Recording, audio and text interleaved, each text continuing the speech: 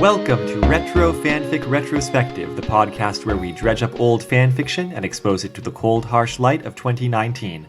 My name is Amato, and with me are... Tori. And just to let you guys know, I'm going to be spinning off on my own separate podcast where I'm going to be an unlicensed caterer in San Diego. What's the title? Dom. Of course. Dom, you can't just keep calling everything Dom because it's confusing for multiple reasons. It's important for branding reasons. So I think it's going to be me, a new character, and someone else from this podcast that we'll only see once in a while. Yeah, that seems as fair. a main character, yeah. It's going to be you and CJ. That'd be cool. I was thinking me and Taryn, but I don't know if I feel comfortable comparing Taryn to Cordelia. I also don't feel comfortable comparing myself to Angel, so I think that fits. Well, you can be Cordelia. Taryn can be Angel. I could do that. Yeah, that works better. That seems fair. I love that. Let's do that. I think we need to go another few years before we can do that. But just another, 2? Is that about right? Yeah, it was the 4th season of Buffy. There you go. Yeah. So 4th year, I give you permission to split off. All right. Get ready for the darker, edgier podcast. Was Angel really darker and edgier? Yeah, that was their branding. No, I don't know if I agree with that. I think it was more LA crime drama, but I don't know if I would say it was darker. They were more morally ambiguous. And yeah, I guess that's true. for example, in Buffy, when somebody says I might go bad, and if that happens, you have to kill me, they'll say, "We'll find a way. We don't have to do this. We'll also make this together." In Angel, they say, "I might go bad. You have to kill me." They go, "Got it." That's fair. I always found that to be more corny than I did darker, but sure. The intent is darker. The fact is corny. Yeah, I was gonna say. Yeah. Yeah. Yep, as you may have gathered, we are doing a Angel fanfiction today. It is by Rihanna, who is a well-known fan author who writes in multiple fandoms, according to the Fanlore Wiki. And apparently, they started out with X-Files in 98 and started SG-1, but by 2000, they entered the Angel fandom and became one of the best-known writers. So this is a fairly well-known story we're reading. It's called Blood and Water, not to be confused with Water and Blood. Which is the one I accidentally read, I think. Totally different. Completely different. Yeah, and I read Water and Water, so... That sounds pretty boring. It was a wishy-washy fanfic. Yeah. It was. This particular fanfic was a recommendation because for starting out our new year of fanfiction, I'm trying to do some recommendations from people. This one from Callisto823 on the fanfiction Reddit. It also won a Winter 2001 Halo Award. Like Master Chief Halo? I know. It's Halo, I can't hear Halo and not think the FPS. Halo like Angel. Yeah. Oh. That's right. The Halo Awards were Angel Fanfiction Awards. I really like that, honestly, and then I really don't like it in other ways. For one, it's the Halo and the Angel, but it's the whole point of Angel as a character is that he's not an angel, so... He's pretty upstanding. Sure, but he's dealing with his dark, brooding vampire past. When convenient. Yeah, right. What terrible things has Angel done while possessing a soul? Well, I'm actually in the 2nd season of Angel. I've been watching it. Okay. Actually, before we started reading this fanfic, I'd started watching Angel because I was watching Buffy, and it became a whole thing. Mm-hmm. Anyway, point being, in the 2nd season, he does some kind of off-the-wall stuff. That's interesting because I've only seen the 1st season too. Yeah, this is the first time I've seen the 2nd season. I've seen the 1st and the 5th. And curated by Taryn. Right. Even in the 1st season, Angel doesn't mind committing mild acts of torture to get information out of people. Yeah. I suppose that's true. Yeah, and he's in the episode I'm on in season 2, he just fired all of his employees, i.e. his friends, to go, I don't know what he's doing at the moment, but he's obsessed with Darla, who's brought back as a human. Angel spoiler alert. Backtrack. Angel spoiler alert. Yes, on this Angel fanfiction discussion podcast, there might be spoilers for Angel. Anyway, his character seems a little bit back and forth to me in the 2nd season. We'll see how it goes. I maintain Angel's character yo-yos consistently, even in Buffy throughout Angel. Mm-hmm. It changes drastically from writer to writer, from moment to moment in an episode. It's hard, yeah. I think we were talking about this earlier, Dom, it's just it's hard to pin down his character, I suppose. And I thought it was even harder because the character of Angel is themselves a decent actor. Yeah. So you don't know what part of it is Angel acting, which part of it's writing, which part of it's Angel. Right. You know, he acts a lot in his role as Angel. Yeah. To get information from people, like infiltrate operations, because he's kind of a PI That's the in thing I love Angel. about Angel and Angelus is that they're both good enough at acting like each other to fool people. Yeah, and the part I'm at in Angel right now is that Darla and Drusilla are on like a rampage, and as vampires, if Darla was human for a bit, but she's a vampire again.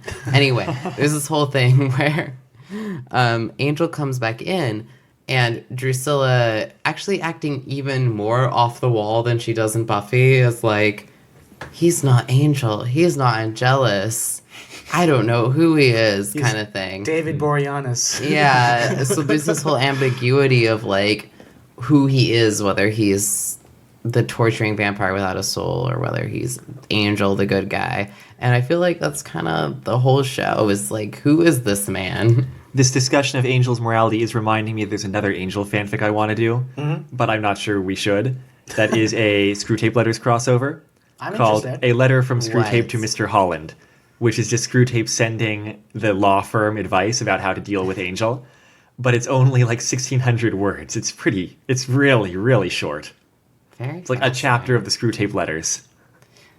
Well, I guess we could return to that. That'd be an excuse to C.S. reread the Lewis. Screwtape Letters. Yeah, And the Screwtape Letters is really good. quite. I like it. Actually, my favorite of his, even though it's kind of like less renowned, I suppose. I mean, it's pretty well regarded. It's just well not regarded, Narnia. it's just not.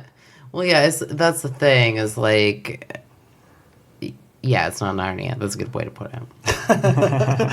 It's like J.K. Rowling can write other books. It doesn't matter what the critical reception is. Right. Right. Yeah. Never again. Well, But then again, I don't think they're that good. But actually, there was that like space drama that C.S. Lewis wrote. That was Out of the something- Silent Planet? Yes, I did a project on that in like elementary school, and at the time it was one of my favorites. And I made this whole like porthole with the figure looking out. It's funny to think that C.S. Lewis was actually relatively prolific before Narnia became an all-consuming cultural concept. Yeah, the third book of that series, I got lost, I think, when they went back to Earth.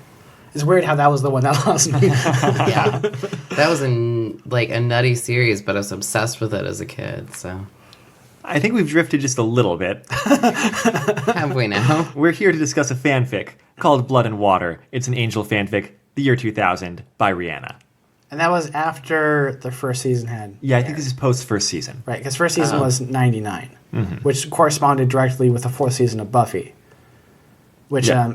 they would air on Tuesday nights. Like Buffy would be 7 p.m. and Angel would be 8 p.m. and they'd go one for one, episode per episode, Sounds like a good evening. doesn't it? Yeah. Yeah, One of sounds my- confusing. One of my favorite things about later Buffy is the one time where they go, "Well, Dawn's in trouble. Must be Tuesday." Yeah. All right. So the fanfic.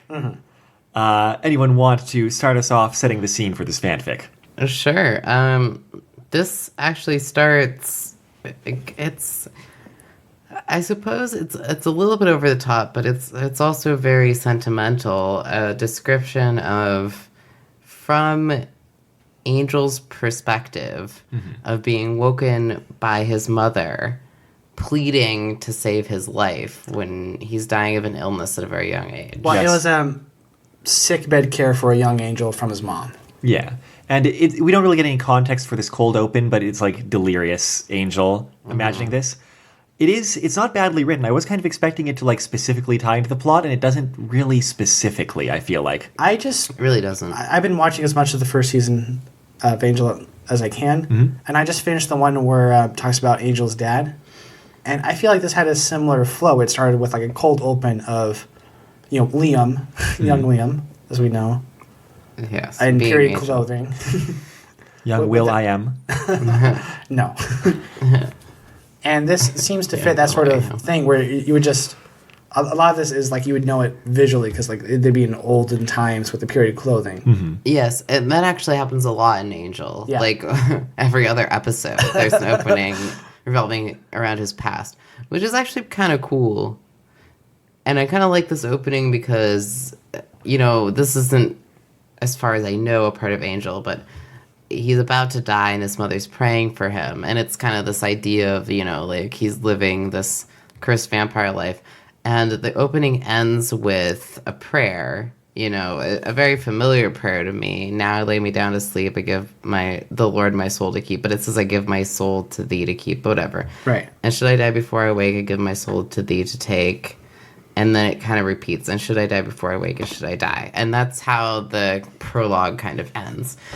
So you get that kind of angel sense, and you get this kind of fading melancholy, which is very on tone, I suppose. But it's different from the show with these sort of flashbacks, because the flashbacks in the show was always David Boreanaz in a wig. And this is who's getting progressively older, playing their younger self. and this is a child true. actor. And this is child. True. Yeah, Right. this would be a child actor. That you Oh yeah, it's Angel. you don't ever get him as a child, really, huh? It's always David Boreanaz. And by the way, I've been thinking a lot recently about the wig, the long hair. It's terrible on him. It's just awful. Hot takes here about Angel season 1. Well, they do better with their monster props.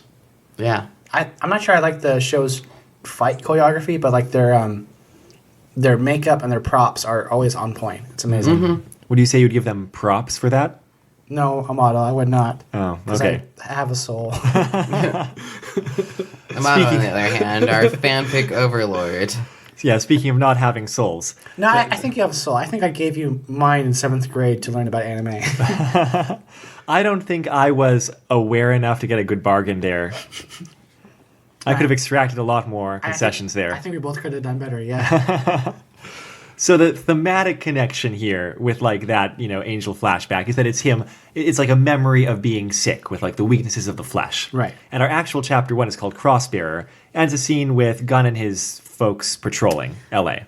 In Yeah. the first season of Angel, they had like 1 or 2 episodes with Gunn and crew, right? Yeah, just a couple, actually. He's very prominent in the second season, but Yeah, not he's as very much in the prominent from first. that point on. Yeah. Which is why it's hard for me to kind of have Gunn in the series and not be a major character. Right. So Well- definitely a supporting character here. Yeah. When I started reading this fanfic, I was still in the first season of Angel, and I had only seen the first and the fifth. So I didn't actually remember this character until he appeared in Angel the first time I was watching it. But I kept, I did watch it, and I was kind of like, but who's Cloud? Because he constantly talks about a character. There's another character named Cloud. Is that Right. Gunn's sister? No, she Cloud died. and her Alana was Gunn's sister, and she died. Well, I didn't remember Cloud either. I was just picturing Cloud from Final Fantasy VII, So, but like the with a hard huge part- sword. Yeah. Not a white blonde person, no. Here was the hard part for me is that, you've got Gunn and you've got Cloud. I may not have remembered who Gunn was. Charles Gunn, Sure. G-U-N-N, that's his last name. There's even a joke about it in Angel where they assume because he's a black character, like Cordelia assumes that that's a moniker for him, that he's a young, poor black man. I think somebody says, like, Anyway. Gunn talking to him and, like, Wesley Ducks or something.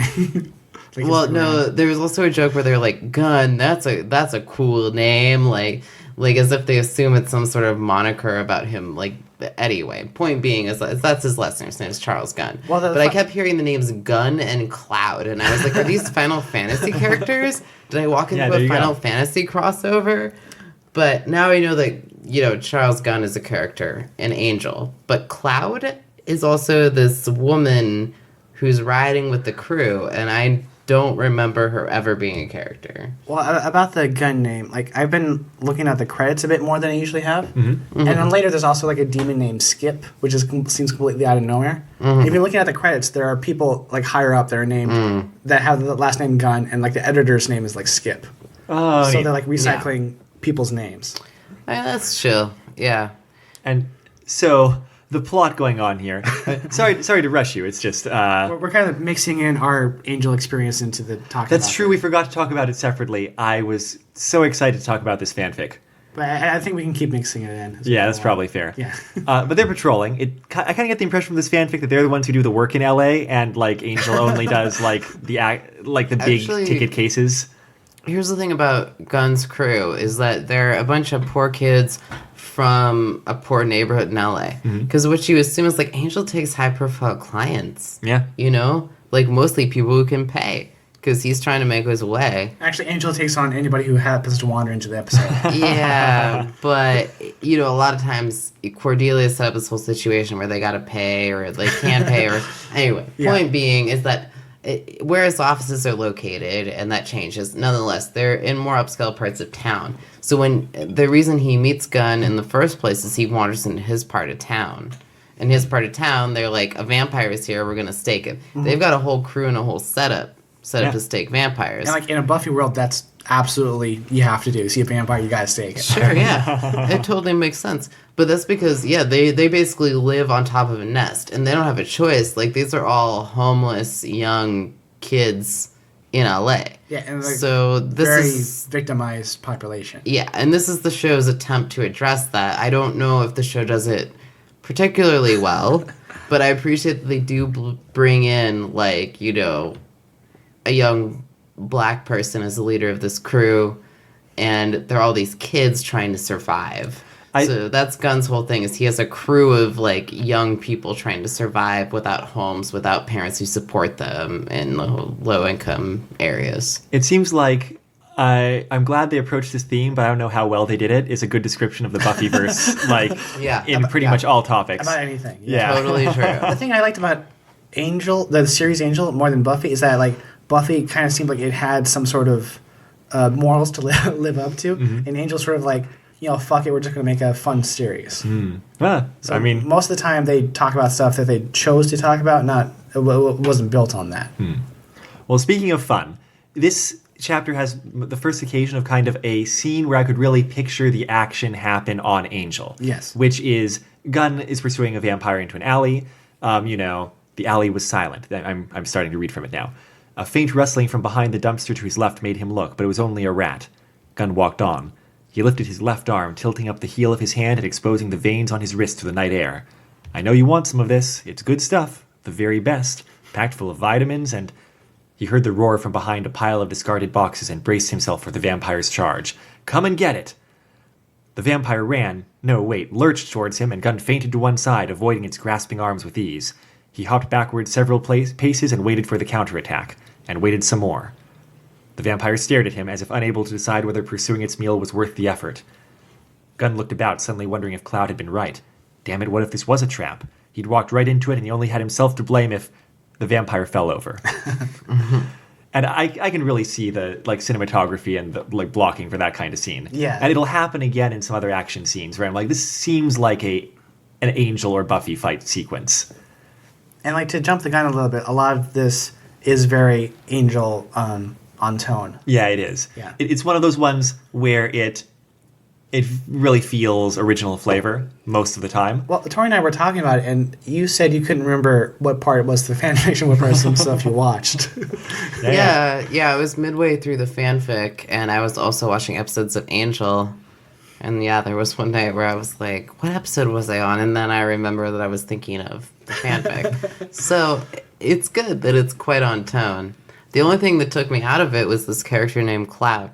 Because I still don't know who this is. And that didn't bug me reading it, but now every time I hear it, I'm picturing blocky, voxel. I just don't get why they made the character appear as if she was an important character to the Angel, and I kept thinking that she was supposed to be a character in Angel, and she just wasn't. And her name is Cloud, and nobody's name is Cloud. I think they just wanted Gunn to have someone to talk to, and Gunn wouldn't be like, hey, you. But they could have just named them something other than But they did Cloud. name them Cloud something. is not a name. I'd have to rewatch that episode. Maybe it's one of the named extra characters there. I was watching a lot of it. I didn't hear most people's names are. Yeah, and the first season was the only one where it would be those 2 or 3 episodes or so. Yeah. After season 2, Gunn's their own character, and the crew becomes like their vague backstory that doesn't come up. They don't until have later. any names for the members of the crew. There's Alana, his sister, who dies, and there may be someone else, but they have normal names, not Cloud. Cloud is not a normal person's name. Would you feel better if it was Squall? No. No. Okay. I feel worse. So how far have you watched in Angel in your rewatch? I'm midway through the second season, probably approaching the end. Like, as I was saying before, Darla and Drusilla are kind of on a spree. Darla just got turned into a vampire again. Okay. I'm not sure I can talk to you about one of my favorite characters. I think they showed up maybe once that's or fine. twice. Lauren. Yeah. Have you seen Lauren? Yeah. Yeah. Lauren was in, like, the whole series. Lauren gets more and more featured as it goes on. Yeah. So, Yeah. there's Well, something I mean, very I happy watched the about 5th season, and Lauren was in the 5th season. it. Do you know Lauren Amato? I don't know any Laurens. Lauren No, is Lauren- a demon in the angel world whose ability is to be empathic, but only when the person is singing. Yeah, Lauren's in the whole second season because they keep going back to the karaoke bar. Yeah. And Lauren is also a major character in the 5th season, which is why I recognized him when I went into the second season. Yeah, Lauren is an important character from when you start, more important all the way through to the end. So they're empath demon that reads people through singing that runs a karaoke bar. That's awesome. Yeah, this Yeah. is the coolest character. Also, a lot of reason to get the cast to be singing on camera. The only thing I don't like about Lauren as a character is being, like, that faggot. Like, literally, like, the theater gay stereotype. But as a person, totally likable. I just don't like that the producers made the stereotype, you know? I get that sometimes. Like I don't like this as a created character. If I met this person in real life, we'd be best friends. Yeah, I mean, totally fine. It's just, you know that straight people made this, like, gay stereotype, and you're kind of like, Yeah. But, Like the actor's performance sells it for me. So the deal in the fanfic is that it's not just this one vampire. There's like vampires walking around with like what seem to be like high fevers, like really bad rashes and stuff all over. And so Gunn's checking in with his crew, and everyone's reporting like, yeah, we've slayed a record number of vampires tonight. They're like falling out of the woodwork, and we're just staking them. And they're all like, that's so cool. Yeah. Well, yeah. Basically, they see no problem with this. And then, of course, we cut over to Angel. Investigations, is that the name? That's what Cordelia says when they answer the phone. And it's basically a chapter full of good Wesley Cordelia Angel banter Yeah. for the most part. Well, there's also stuff where like they're waiting in Cordelia's apartment when Cordelia's getting ready for a date. And there's some great Angel Wesley dialogue with the date as it goes on. So the date, Todd, sat down on the couch and nodded sympathetically. A fire, man, that sucks. How'd it start? Gas leak, said Wesley. Bad wiring, said Angel, at the same time. The gas leak was caused by bad wiring, he amended, then wish he hadn't. Which is very Buffy Angel dialogue. It is, for sure. actually, the funniest thing about this scene to me was the Dennis stuff. Dennis is the ghost who lives with Cordelia. Going through this fanfic, I was thinking a lot of the time, Dennis is getting taken for granted a whole lot here. Oh, he absolutely is. But He's that's always just- so helpful to That's just Cordelia. how the character is on Angel. Yeah. Yeah. Because like in every other episode, they have like a previously on Angel take where they show episodes previously that had something to do with, and they always show like the Dennis clip. But that's always just because Dennis moves something in the episode. And they need to like address that. Or Yeah. they move something. Cordelia says, "Thanks, Dennis." Yeah, I do appreciate that Cordelia is very conscientious about thanking Dennis. Yeah. But like She that's it. is. But yeah, there's a lot of weird stuff with Dennis. Like, for me, the weirdest part in Angel about Dennis was like when Faith was hiding in the room, like in the apartment, trying to like wait to kill Cordelia. Dennis kept trying to close the door to Cordelia, but then when she was like, "I'm only with Wesley, we're not gonna have sex," he's just jealous. Dennis opens the door. It's like, Anyway, there's a lot of inconsistency with him, but this fanfic is really good with him because there's a point where the date that Cordelia is going on, Todd, he shows up, and there's a sword like hanging out there, and Dennis like gradually like lifts and elevates and levitates the sword, and you're kind of like, Right, while the guy's not looking, because it's kind of weird there's a he's not sword in the looking. apartment. It's kind of like.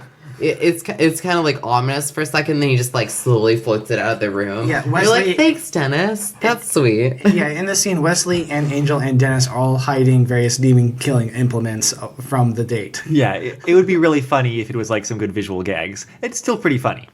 And It is. other than sending Cordelia off on her date, the other thing is that there's a prophecy that Wesley has turned up that is relevant to the events of this episode. Well, it's the Shanshu It's prophecy. the Shanshu prophecy. Yeah, but it's a part of the Shanshu prophecy that... Is this a part of the Shanshu prophecy that was specifically mentioned before?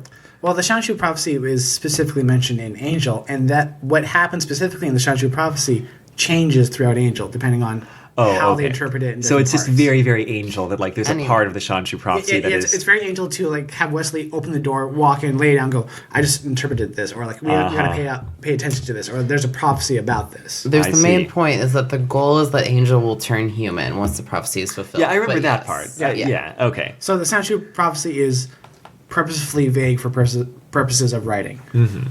And in this case, he's got like a translated thing. And a plague of demon-possessed blood drinkers shall come upon the city of angels, and there shall be death in the streets, and unto those who live also.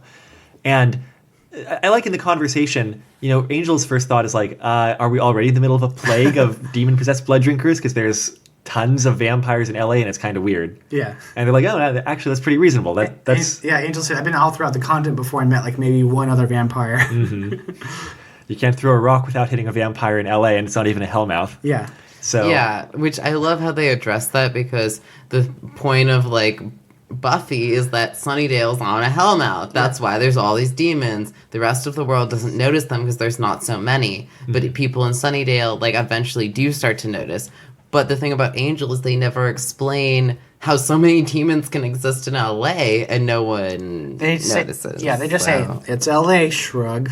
Yeah. In the Buffyverse, there should only be a lot of demons in Sunnydale and Cleveland, where the other Hellmouth is. Yes. Yeah, that's fair. Yeah. They should have set Angel in Cleveland. City of Cleve. I can't imagine that. Oh my god. Los Angeles is the city of angels. Right? Did you just get that? It's Los Angeles. No. No. The first episode was called City of Angels.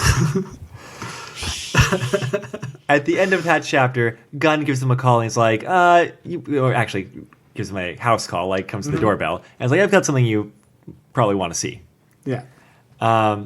And the chapter after that is friggin' Lindsay McDonald. Lindsay. Lindsay.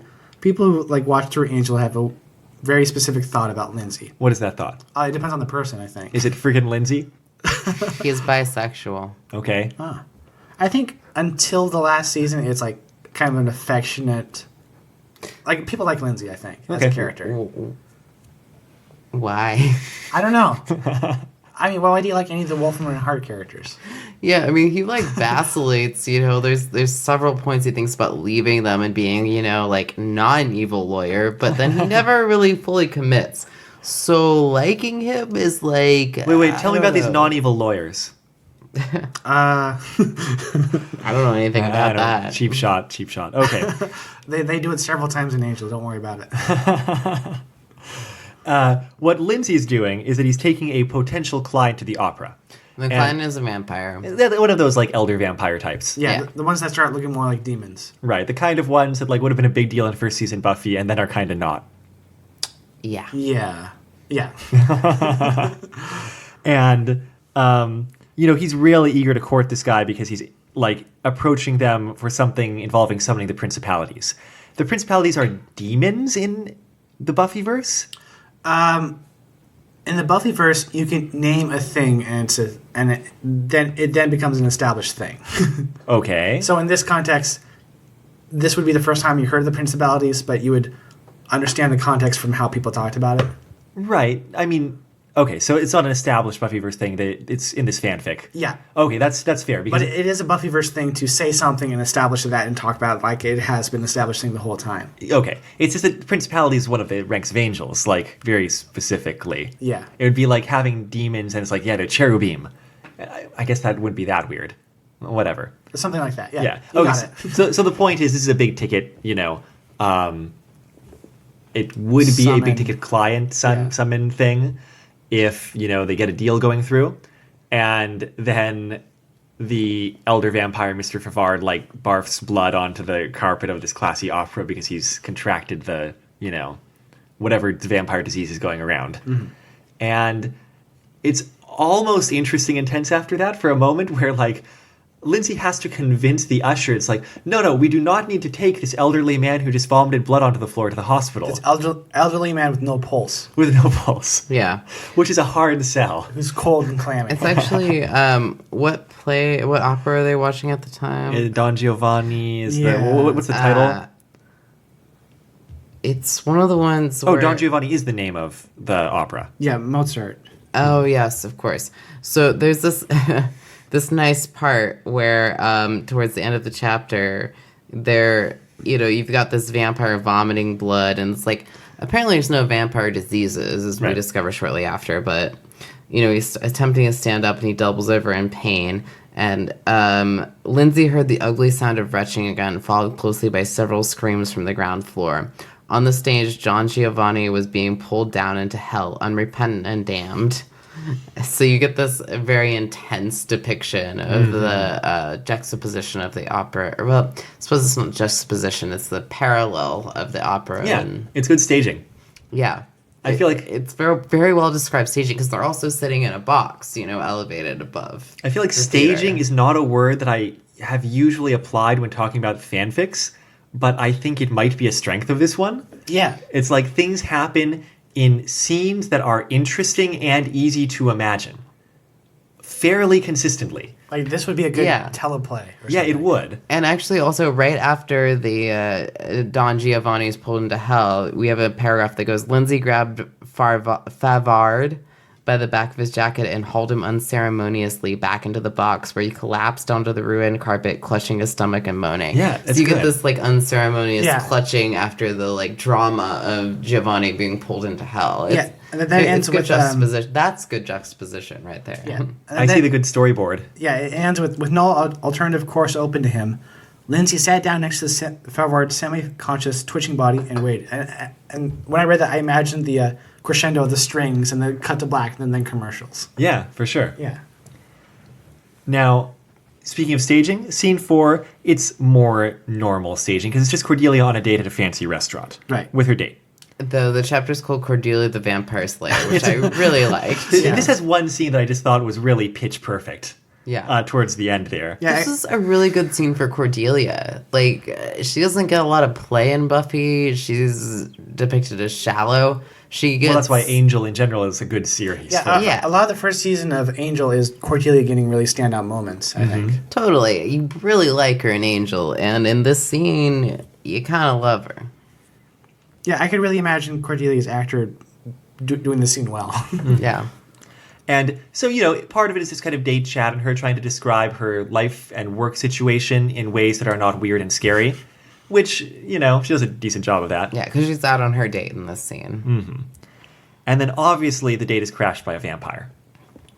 But it's a vampire acting strange. He comes in, He's one of these sick vampires. Yes, With of a course. blotchy purple rash. Slow and unsteady on its feet. And buries down, tries to bite the waiter. And so Cordelia, who had made a point earlier on of packing a steak in her purse because we always do. yeah, she's got it. She understands the deal. Actually, like, before the action happens in this scene, the funny part to me was, like, her date describes Wesley and Angel as a cute couple. Oh, yeah. And it's that was based on, like, a scene in the first season where she goes out with two of her girlfriends, which she almost never She really loses later. does. Yeah, I don't know. Yeah, There's a whole thing with that. That's the one where she gets alien pregnant, and I didn't like that episode. But anyway, point being is that everybody seems to think that Wesley and Angel are a couple, and she just, like, thinks about trying to correct him, and then, like, is like, oh, but the guy who's staying with me, because Angel's staying with her at the time. Yeah, she says, no, they're not a cute couple. They're the cutest couple. Yes, because she thinks about what it would seem to be with Angel staying with her if he wasn't gay, and there's all this stuff. So handsome. Yeah, it's just because he's so handsome. I don't know why people think David Boreanaz is that handsome. Like, no offense to Everybody him, on the but Angel show whatever. thinks Angel's handsome. Yeah. And so various good lines from Cordelia when she takes out her steak. They've been discussing her acting career. When she takes out her steak, she says, "Vampire zombies from beyond the Hellmouth," she said to herself, starring Cordelia Chase. And Todd is like, what are you doing? Are you taking a piece of wood? And she's like, "Todd, sit, watch, learn." And she goes and she stakes the vampire. And it's so perfect that she has no context for the fact that this is not like that some vampires are sick and not acting normal. She just like, taps on the shoulder or whatever and like stakes it through the heart. And afterwards she's like, geez, the way Buffy acts, you'd think this was tough or something. So good.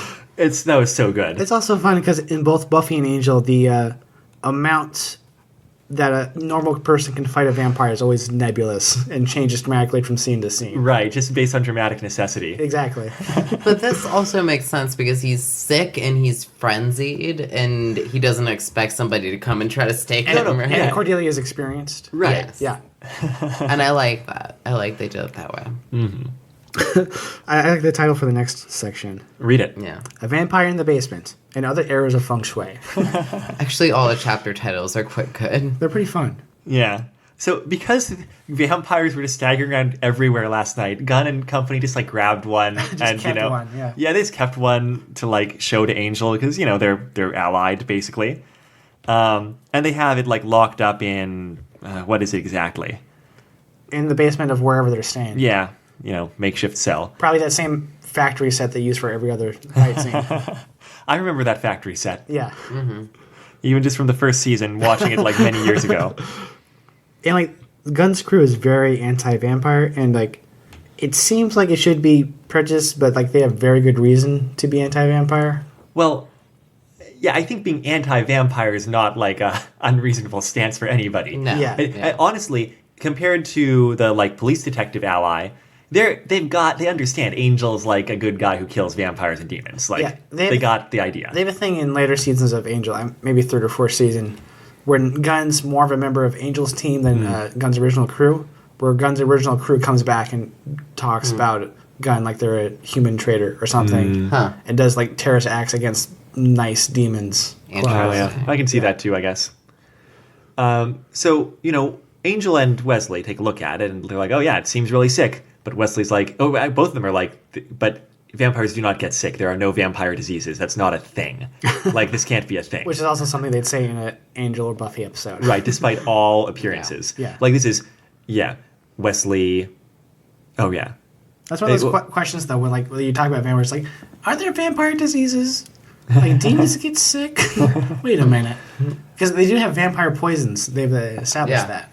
But over here, also, good blocking. Wesley was kneeling by this cage now, moving his hand back and forth through the vampire's line of sight, apparently trying to determine if it was conscious. So you think this is some sort of disease? Gunn gave Angel a skeptical look. This is the brains of your outfit? Angel said nothing, which is also very Angel, and Wesley pointedly ignored the remark. It's understandable that an uninformed amateur might conclude that this creature is ill, but that's quite impossible. There are no vampire diseases. You sure about that? Asked Gunn. Because there are one hell of a lot of sick vamps out there. And, that's the general vibe of the scene. Yeah. And at this point, we're going to stop doing it chapter to chapter and try to move through this a little bit more quickly. Our protagonists meet back up and, compare notes. And the action's really propelled by Cordelia getting a vision, which is also very, very Angel. Yes. And what's the vision lead him to? The hospital. Yeah.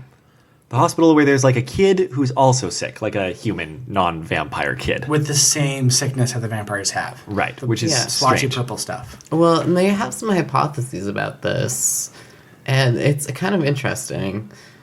One is that they're trying to put silver nitrate into the water supply. Yeah. That's one of the theories they come up with. They talk about somebody's trying to poison the vampire population by poisoning the food supply. Which is apparently precedented. That folks have done this before, or No, I don't think so. No, It's okay. just general theory. Yeah, It's it's just theory. It's the kind of like equivalent of technobabble in the Buffyverse that Yeah. like makes total sense, but like Yeah. is not going to come up again. Yeah, they're rerouting power from the life support to the shields. Anyway, the idea is that if they put silver nitrate, holy water, and stuff into the water, but like it would. But they were like, yeah, it would poison the blood supply. The of vampires would humans, die. right? Yes, but it would kill the children and the most vulnerable population, the children and the elderly and the sick, Yeah. because silver nitrate in that amount of quantity Is in the poison. water would So be that's their poison. theory Yeah. as to why there's a sick kid, and like they're expecting that we'd see more and And more sick people like vamps, this later, yeah. and sick vampires.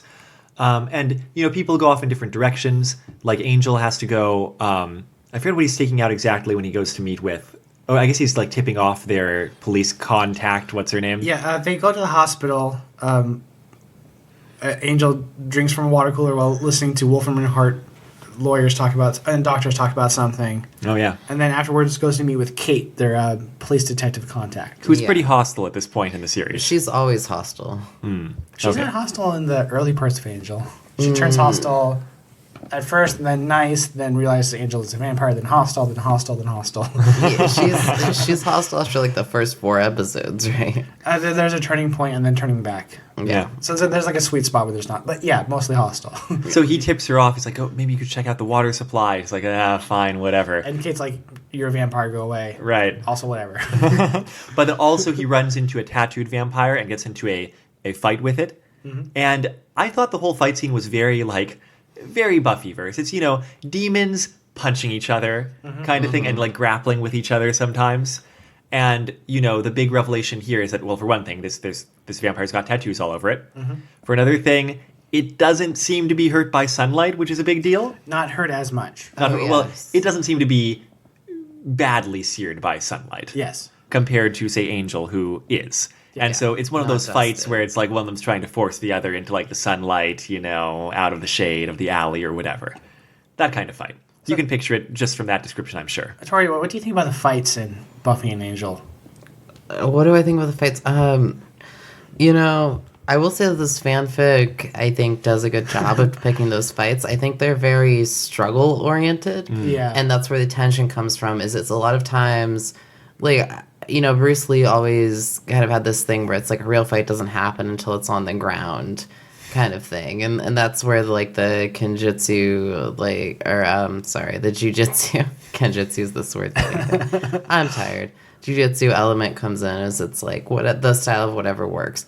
Anything goes martial arts? Is this a crossover or something? So what I'm trying to say is that I think that in, a lot of media, we see fighting happen in a very stylized way. That's very true in Buffy and Angel. Yeah. And a lot of flipping. Angel is a little more gritty than Buffy, I would say. It's a little more grappling oriented. But it's usually, when the struggles happen, it's like we were talking about, trying to push someone into the sun. Because Angel's a vampire. So a lot of times the fighting is oriented on his weakness as a vampire. Holy water, crosses, being pushed into the sunlight. It's still very overdone, but it's not like Buffy where a lot of it's flipping into staking. And, Very, very big kicks and then a flip. yes, yeah. Which is always fun to watch. I love a good martial arts fight, but I feel weird about it because I think the stunt people are all very good. they're but, quite good. I'm not sure it fits in the flow of the episode as well. It always, after binging like a whole bunch of Buffy and Angel, it always seems like the fights are the parts where like I check out and check my phone. I know what you mean. I actually like the fights in Buffy better because there's a lot of gymnastics in it. Yeah, and it's really fun to watch. Like there's handstands and back handsprings. Yeah, and the Buffy stunt actors they have there are amazing. Yeah. And Angel, it's always a little bit, I don't know, more forced, I guess. It's like, more of that struggle element to create tension.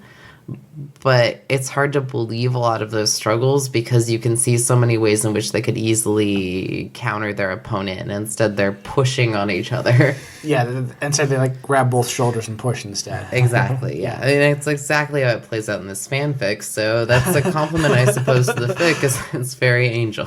Yeah. And also, I just like to say I like Spike's actors, James Marsters' staff work. It's always amazing to watch. The pole. No, it's really good. Staff fighting's great. Yeah. Mm-hmm. And I don't have any other venue to say that, so that's why I said it here. No, it's good. And the other thing is that there's a huge element that you can't give to any other piece of media of any piece of wood being a dangerous object. So anytime anything's broken off into a spike of wood, you think somebody's going to get staked. And they're able to play on the element a lot. It's so weird in the Buffyverse because you're supposed to be scared of vampires, but they can be killed with a pencil. Yeah. Yeah. They basically, a lot of times they seem like humans except easier to kill. Mm-hmm. Yeah. Later on. And I can't remember what episode it was. It was I think late in Buffy they talk about how maybe that vampire that just come out doesn't know all that vampire martial arts that all the vampires seem to know. Yeah, they make a good point at that. And in Angel, there's less of a martial arts element, and I think that's their attempt to be more gritty. But it also does seem a little, I guess what I was trying, is a little blasé, it's a little trite, I suppose. Yeah. Like, it'd be more interesting if it was a shootout or something instead. Yeah, they often bring guns into the fights. That's the thing. Angel has the Angel series has guns. Buffy does not. Buffy series has a very strict no gun policy. Angel's policy is there's a problem. Let's bring all the guns. Which leads to one of my favorite catchphrases, which is with Evil Angel at some point. Like someone's trying to shoot him with a shotgun, and then they take it and then just vampire with a shotgun.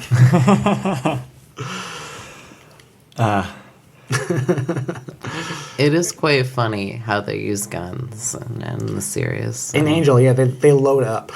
Yeah. Well, I guess you can do that, like, that doesn't diffuse the dramatic tension in a series where you're fighting demons and vampires all the time. No, it's like that's like barely putting yourself on equal platform. Angel gets shot a lot, actually. Yeah. And he also gets beaten up. Well, the main thing coming out of this fight with this tattooed vampire is that he's come down with the sickness. Angel has, and that's part of the reason why like this fight is really tough anyway. There's actually sorry. Sorry, what was that? I was just going to move on to other plot points. I was just going to say there's a really dramatic moment where Cordelia re-enters her apartment. Oh yeah, right. Cordelia and Wesley. Angel is brought back to the apartment, Cordelia's apartment, to try to recuperate, but they can't do much for him, so they go out and investigate other leads, like going to this kid's school and pretending to be her parents or something, and like in order to follow up the lead of maybe silver nitrate poisoning from that quarter or something. Is really fun Cordelia Wesley moment. It is. It's fun. But yeah, at one point when they're out of the apartment. So yeah, they go to school and they pretend to be a couple, and it's sweet, but it's sweet and weird. Anyway, yeah, they get back to Cordelia's apartment where Angel's been staying, because this is in between season 1 and season 2, so their office has been exploded. So Angel needed a place to stay, and he stayed with Cordelia. This is before the hotel. Before the hotel, yeah. Right. So Angel's staying with Cordelia, and he's encountered the sickness. They get back, and Cordelia walks in, and there's just, like, this awful stench. It's, like, the worst possible smell. And it's because, some vampires vomited old blood. Rotten pig's blood on the carpet. And Cordelia, of course, is looking around like, oh, this fucking sucks. Like, my carpet is ruined. How am I going to get this out of the hardwood? Angel is, of course, dying. She's about as nice about it as anyone could be, I feel like. Well, as Cordelia is. Right. No, Cordelia is an interesting character, and I really like her for this. She displays her superficial, like, personal concerns very honestly, but she's also very concerned with Angel. She's also very concerned with the fact that the value of her apartment has gone quite down due to the rancid blood in her hardwood floor. That's what's interesting with the Cordelia characters. Like, they're very in touch with their quote-unquote shallow side, which is just kind of very human side, but they don't feel any guilt about it, and they're just very, like, just a good person in general. But yeah, unapologetic about some of those other things. Yeah. Yeah. No, because she points it out. She's like, oh my God. I'm never getting this out of the hardwood. Yep. In more sarcastic, quippy, Whedon-ish dialogue most of the time. Whedonistic? Whedonistic. We're kind of jumping around on the plot points, but in terms of plot points, they find out what this group they're dealing with is from the tattoo angle. They're called the Brethren. Right. Turns out they're a group of super vampires that there were a vampire cult based around an ideology, and they strengthened themselves against vampire weaknesses, so they're better vampires. Yeah, they're just doing the, like, Princess Bride, Man in Black thing of, like, building up their immunity over, resistance to iocane powder. Yeah, exactly. And they're all very, very old vampires. So that's it. And their modus operandi is to call out the quote-unquote weaker vampires, so they just carpet bomb the area with a poison that they're resilient to in order to get rid of all the vampires in the area. I mean, they may have had different methods in the past, because they're saying, like, in the old records, it seems more like it just kind of came in and individually killed everybody. But in this case, it seems to be their goal is to use this poison or whatever. They're evolving with method. times. Yeah. Yeah, and it's a little bit nutty because it's like their particular cult has a resistance to this, but nobody else does. And so You'd think if any vampire could do that, every vampire would be doing it. Right. So a very strong vampire represented by Wolfram and Hart was destroyed by this, and an angel, He didn't actually die He from it, didn't but- actually die. We'll get to that. Right. But was being sick from this. An angel is sick from this, and yet this cult claims superiority because they've developed their own resistance. It's vaguely defined because they're the bad guys, which is also very Buffyverse. Yeah. And all the investigations lead up to finding out the various, allied factions, finding out that it is poison, not a disease. It is being spiked water, but it's not like the water for the city. It's the water from this private Mineral water. company that Yeah. the Brethren have set up. So it's only been in some specific locations and such. It has a pretentious name too. What is it? Clearwater or Yeah, something like that. And so, they need to like gear up and go out and like try to fight all the Brethren and kill the Brethren. Still life. Still alive. Water. And we also, at this point, when Wesley and Cordelia were trying to infiltrate the private school, there was also another child who became violently ill while they were at the school. It's a decent mystery in that there's some good red herrings and the investigators making very reasonable guesses and following up on them. Yeah. It's not necessarily a decent mystery in that, like, I didn't care about it all that much. I mean, it's okay. There's also a thing about, like, the first season of Angel where they have not only, like, double fake-outs, but, like, triple fake-outs. Mm-hmm. Like, with that one episode with the demon possessed the kid. Mm-hmm. Like, at first you go in and you think, oh, this dad is doing something to the family. Then you're like, oh no, a demon's possessing one of the people of this family. Who is it? Oh no, it's the kid. Mm-hmm. It's like, oh no, this demon is causing the kid to do evil stuff, so they get rid of the demon. Then later, they talk to the demon. The demon's like, well, I'm glad I got out of there because that place was dark as all out. Yeah, and it the goes back demon. to the kid, and the kid's trying to kill the whole family. Yeah, the demon was actually trapped within the child rather than possessing it willingly. Like actually went to possess the child, but then was trapped there because the child was the dark presence. Yeah. And Which so is one of the problems I have with Angel is this, the inherent darkness of the child is never explained. It's like, And also- oh yeah, some children are just evil. Like, yeah. what? those evil children. And like the triple fake out thing means you can never trust anything they tell you. Yeah, so this fanfic tries to do some of that. There's a red herring at the school where, like, one of their theories is that it might be a curse, and they see someone doing magic in one of the rooms and, like, bust in, like, we've got you. And it's actually a, like, witch teacher who is trying to, like, protect the students in the school with magic and failing. Very Buffy. Yeah. That one was Yeah. very Buffy. But anyway, for the climax, everyone's gearing up to, like, head out and fight Brethren vampires. And, And like- by everyone, I mean Wesley and Gunn and his crew and, who's the officer? Detective Lockley. Detective. Yeah. Basically, all these Kate people have Lockley. independently come to the same business park where Still Life has their operations. And they all meet dramatically. Yeah, but in the meantime, back in the apartment, like, Lindsay has come to murder Angel while everybody else is out. Yes. And he kind of talks to Angel a little bit. Angel's delirious. He's saying stuff. He's been, like that for a while. There's a fun fever dream that Angel has beforehand. That's true. The Yeah. fever dream about, His past life and being sick in bed with his mom. yeah, we kind of have a return to that, which was a cold open. Yeah. But yeah, Lindsay does a little bit of villainous monologuing. Just a little. But it's enough dramatically so the Cordelia can come in and, like, does she have a gun? She lovers a stake at him or something? I forget. Something, yeah. Why would she use the stake on? Because a stake through the heart will kill people It too. still works on people. That's actually an excellent point. Yeah, Lindsay's talking about, like, I don't have to stake you because I hate you. I'm going to stake you because I want to. Then I'm Cordelia going to stake walks you in. because I deserve it. Right. Because this is a treat for me. Exactly. And so Oh, Lindsay.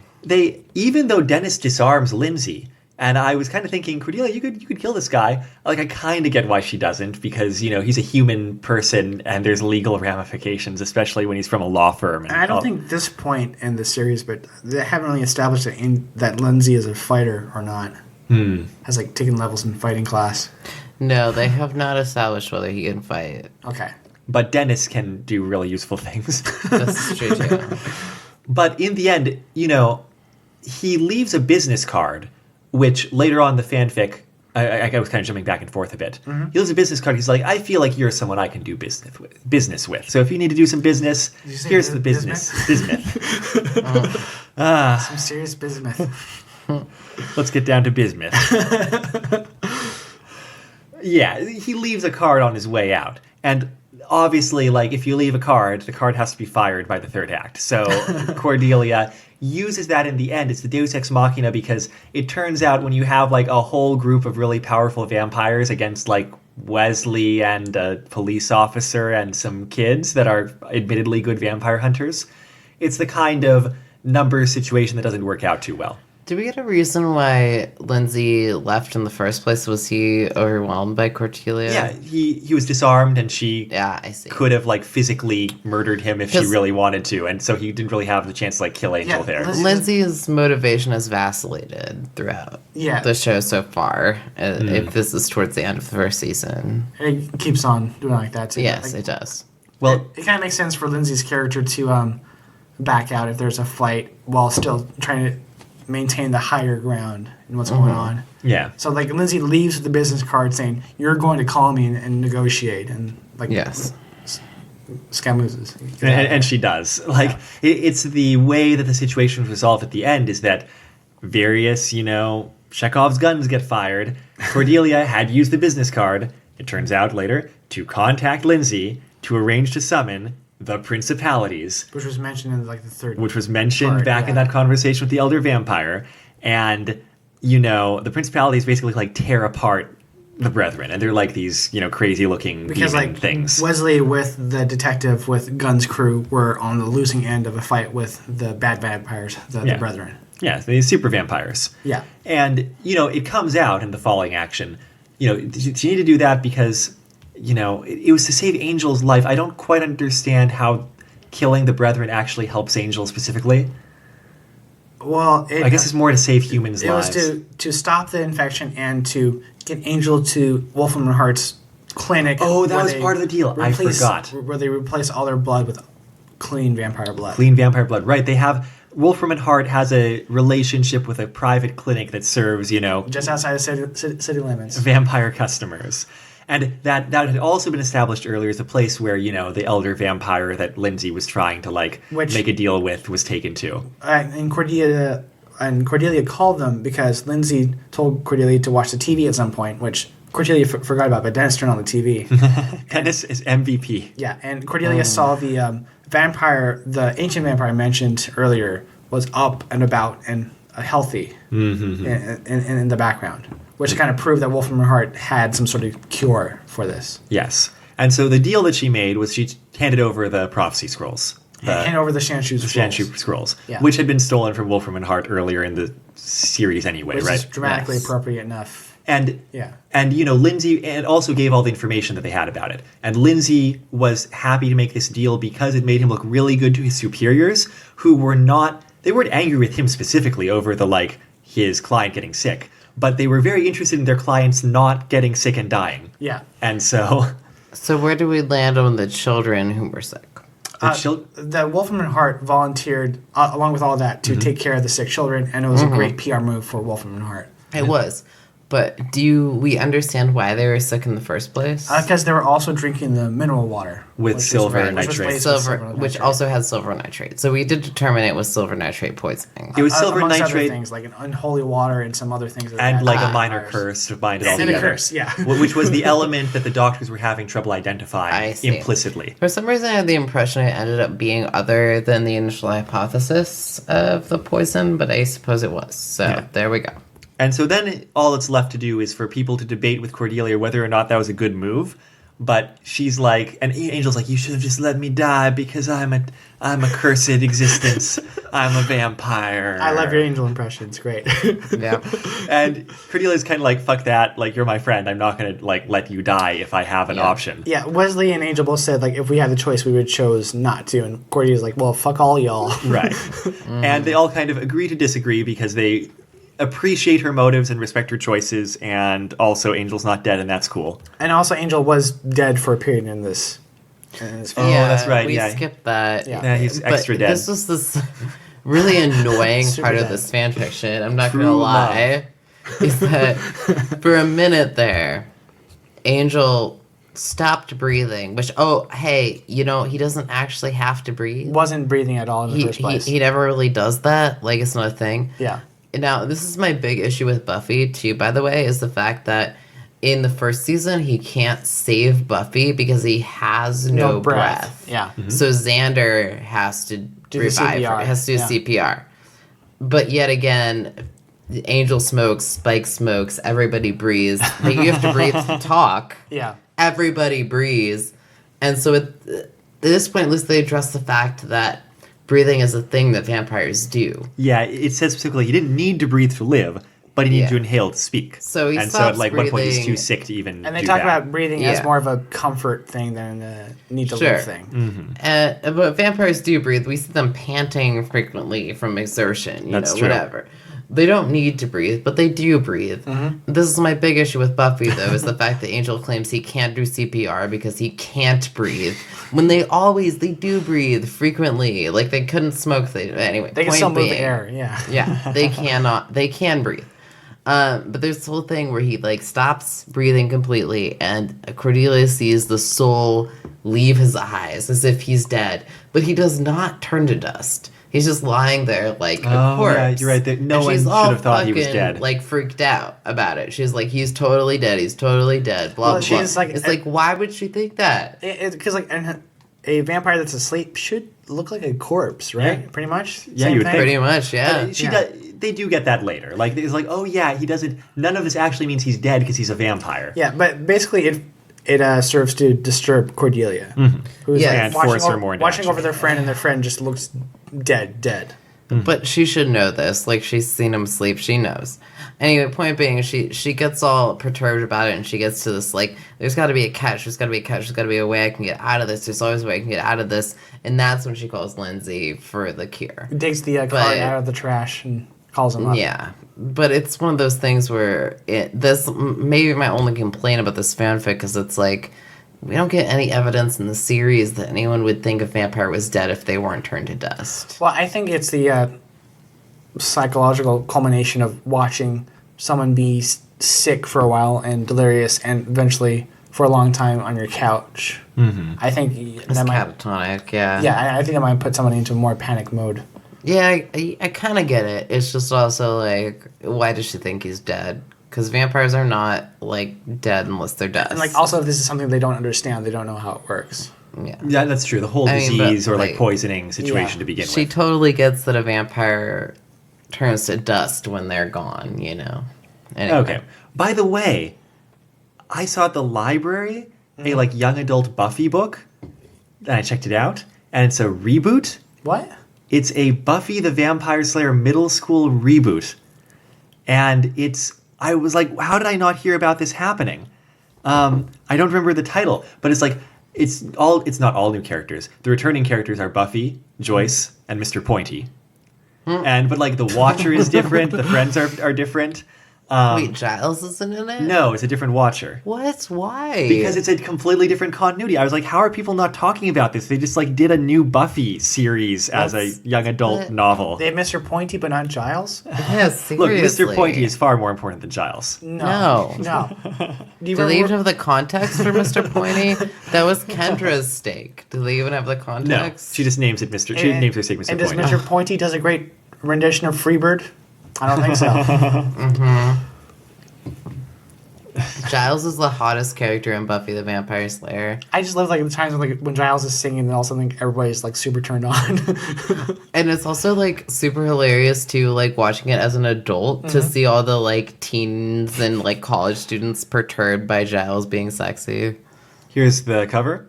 This is Buffy the Vampire Slayer New School Nightmare. I'm not happy. The friends are another witch and another vampire, but not the witch or the vampire from the original. That looks like a werewolf. Sorry, not vampire. I meant werewolf. A werewolf who is not Oz. A witch who is not, Willow. Or Tara. A watcher who's not Giles. Tara. And vampires turn into bats when they're staked. That's what jogged my memory. Is that they don't turn into dust. They my turn into God. bats and the bats fly away. No, only Dracula can do that. That's not okay with me. Oh, I'm sorry, Dom, I misspoke. The Draculas turn into bats when they're staked. Thank you, Amada. Much more accurate. Oh, no. Sorry, I just had to share that with you. Why? I have to sleep sometime tonight. It's just, I don't know. I was just so surprised that it existed. And that's like officially licensed. Oh, yeah, it's for real. Oh. I'm ashamed. Who's it written by?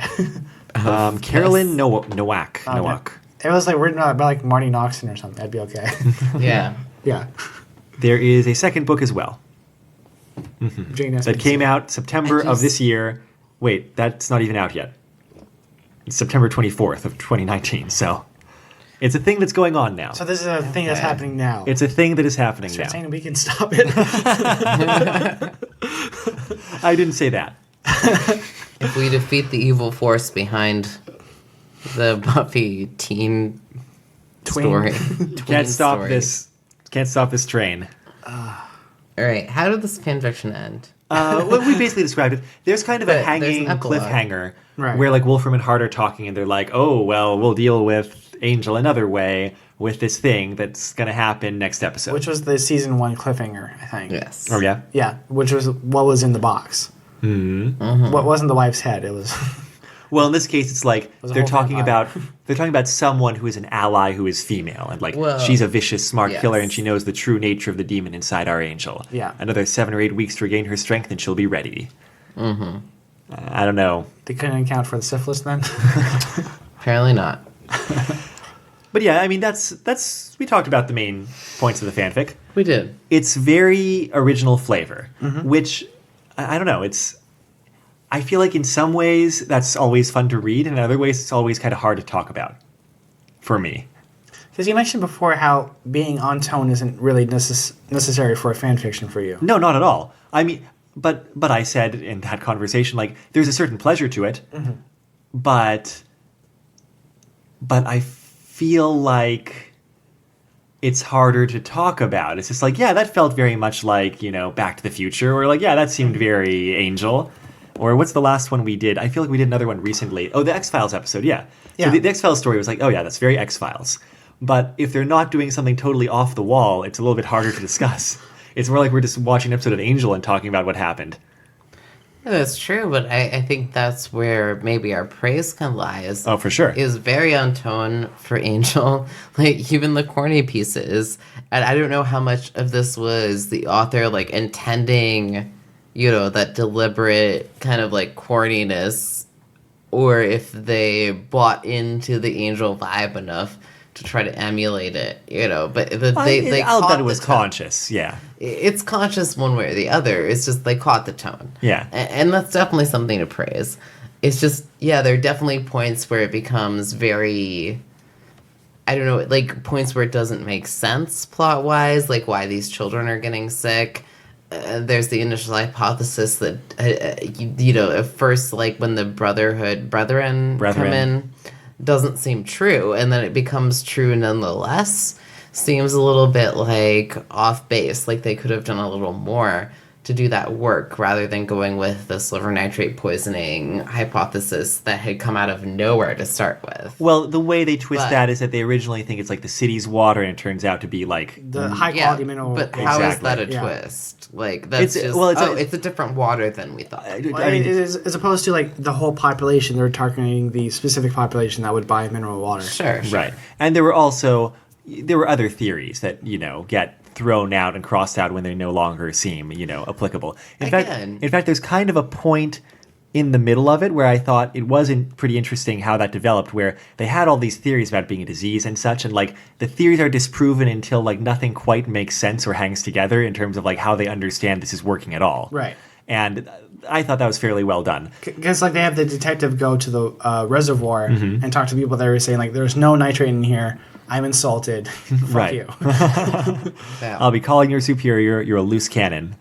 You're a loose cannon. I need your badge and your gun on my desk." And right now. But yeah, the tone's definitely a plus.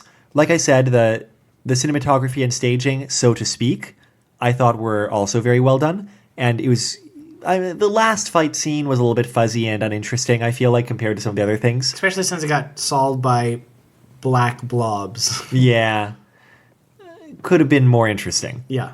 But I also don't care that much about fight scenes, so it's fine. Right. And I think also just it's a well done use of Cordelia in a very standard Angel kind of plot. Mm-hmm. Like, she's way more important than Wesley in this story. I almost said this episode. Well, something I thought that was interesting was like they had the standard Angel type dialogue, but with the use of a narrative, a story, they were able to. A lot of times in Angel dialogue, they'd say something, then they'd have like a visual reaction, and then keep talking. But like they were able to fill in some of that gap with some context and description. The mental touch in rather than for example, this when Wesley is talking to Cordelia when Angel looks like they're dying or dead or something. Cordelia, Wesley stopped. He wanted to say something, anything to comfort her. He couldn't. He didn't have the words. The comforting lie, the blithe platitude. Other people seemed to employ them with ease at the appropriate moment. Wesley, somehow, had never picked up the knack, and now he felt his inadequacy more than ever. Finally, he said, "Do your best. I know you will." It felt insufficient, but it was the best he could offer. Yeah. So it's like the kind of dialogue that would be in an Angel episode with more context with the pauses that would be also in that episode. I understand. And the author also doesn't overdo that. It's not all the time. Yeah. But they do it when it's useful. And it all seems very true to like how the characters think. Like, yeah, Wesley would not be good at platitudes and would feel bad about that at that time. And like there's some characterization that happens in Angel with the characters don't say specifically.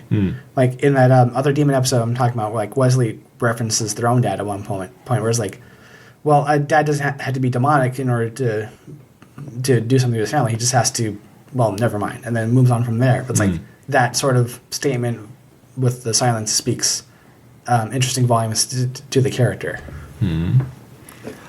Well, that's a good point. We rolled into praise without even thinking about it, which is clearly a mark of quality for the fanfic. But is there anything we want to complain about? If we're going opposite order here? On the way out? I don't think anything more than your standard Angel episode where it's like the fights are the boring part of it. Yeah, they kind of are. Yeah, I mean, I think I was already talking about my praise before, or my complaint before. And I feel like there was something else I was going to add at the time, but it's a little lost. I suppose it was just that, yeah, like as far as this goes for an episode of Angel, you get the Angel elements and things are still a little bit corny, but it's hard to call that criticism when the show can be a little corny as well. But like, shouldn't a fanfiction be kind of, I don't want to say better, but able to drop the restrictions of the show it's based on? I feel like it probably should be, and I feel like this fanfic was pushing at that. And so again, it's hard to call that criticism because I feel it was pushing at the edges, but it felt restricted by the qualifications of Angel as a show. We can also... and the idea that they were extrapolating what these characters might think, but they did it in the two-dimensional element of the characters as they exist, especially Angel as a character. Right. Who, as we've mentioned, vacillates wildly depending on the situation. Within an episode, let alone a series. Yes, correct. So... it's hard to call out a criticism. I feel like they were working very hard to be true to the series.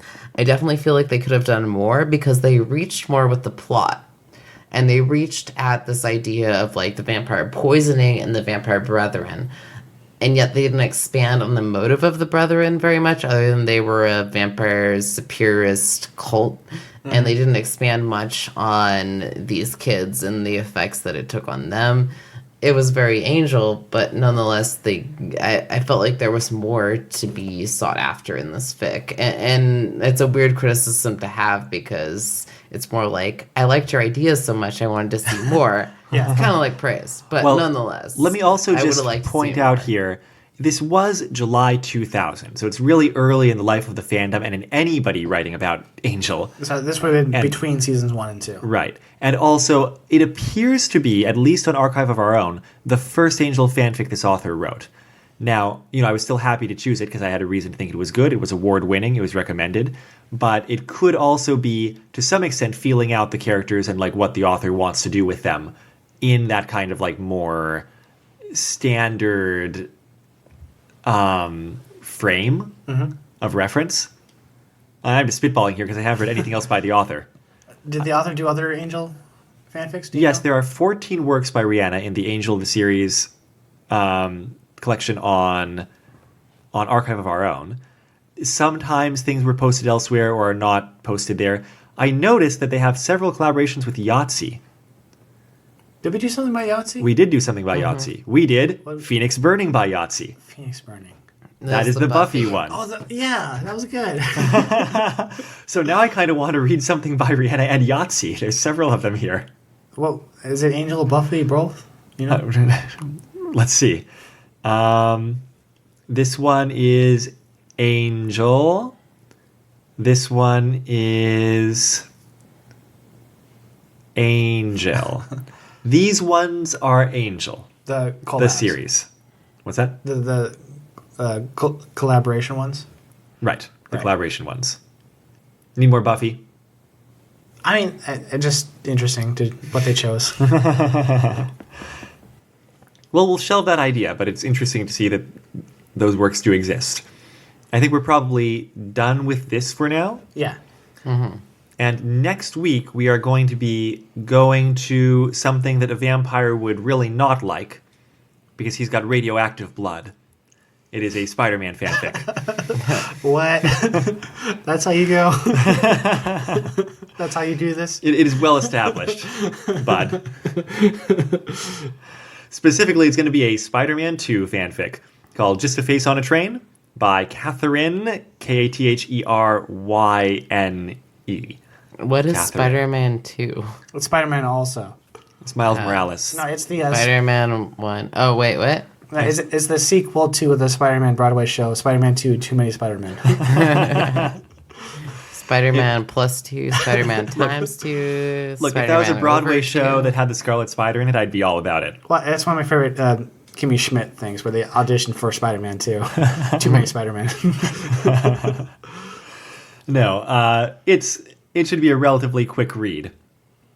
I still haven't clarified to myself what Spider-Man 2 is. It's the movie Is it two Spider-Man 2. Spider-Man? Wait, which movie?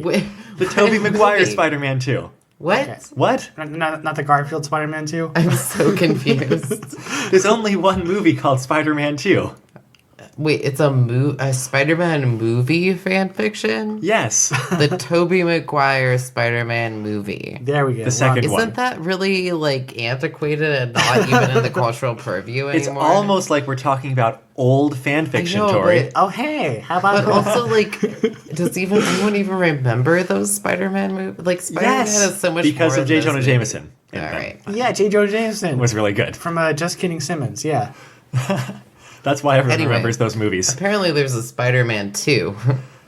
But yeah, this reminds me that the end part of the latest Spider-Man Homecoming thing was pretty cool. Did it have J. Jonah Jameson? They were the stinger. That's great. That's what people want to see. Exactly. Well, you can look forward to that one next week. As for this was episode 52 of Retro Fanfic Retrospective, starting in on our second year. The fanfic Blood and Water, based on Angel, by Rihanna. That took me a moment. You can find a link there at bit.ly/rfrblood. The intro song for this podcast is The Weekly Fair off of the album Poppy's Incredible Adventure by Komiku. The outro song is Run Against the Universe from the same album. You can find this album and other works by Komiku at loyaltyfreakmusic.com.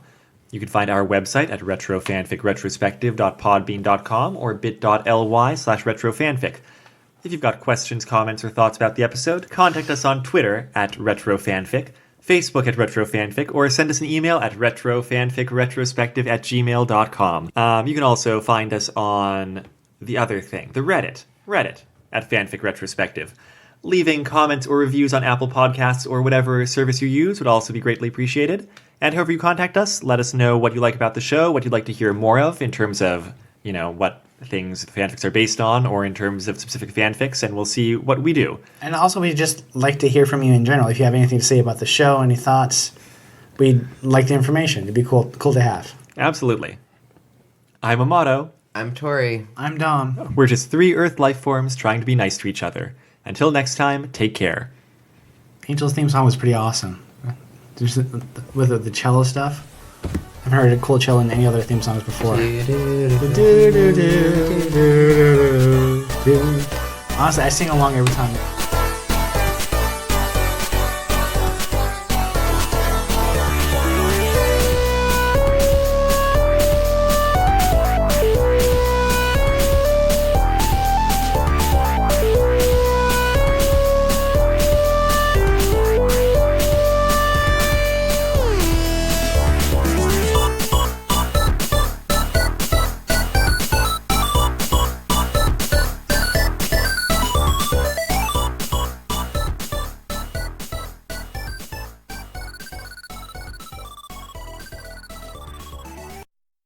Grr, arg.